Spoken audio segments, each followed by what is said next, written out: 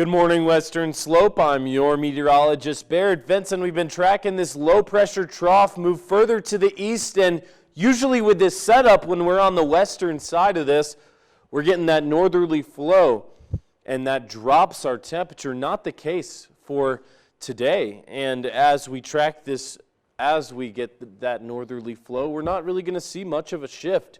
We're going to be right in those temperatures we've seen the past few days, above average in the upper 40s, but with this low that's kind of closer to the surface, we're seeing it move further to the east, bringing snow potential throughout northern New Mexico and the southern mountains of the state. Not necessarily here on the western slope, but as it tracks further to the east, it'll raise those shower concerns ahead of that over the Great Plains. But tracking this low, it's going to bring snow potential again to the southern part of the state. Not much is expected by the end of the week. With all of these systems moving out, we're going to have 4 to 8 inches over Silverton and the San Juans, but not much expected for the western slope. Most of this is in the higher terrains, but those snow projections, go ahead and see, they're going to be in the southern part of the state. So Durango will see that highest potential to get the most snow, around a foot in the mountain summits. But besides that, we are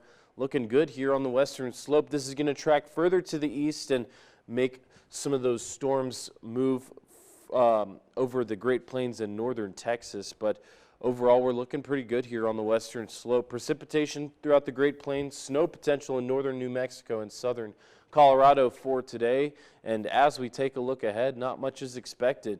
We've seen some snow still on the ground. I was on the mountain yesterday at Powderhorn, and still plenty of snow. It was a beautiful day for some skiing, but radar's looking really clear as we're starting out our morning here on the western slope. Not much expected for any kinds of showers. We saw a little bit of precipitation over Montrose and Delta County in the overnight hours last night, but we've cleared up now, and now we're just seeing some clouds. This is going to be the case as cloud coverage throughout the day today, with that moisture being moved in, but not enough to make any kinds of showers. We're seeing plenty of clouds on America's Mattress Live tower cam this morning with the 28 degrees, and we're going to be warming up from here. We're in the 20s and 30s on the western slope, approaching some afternoon highs in the upper 40s again.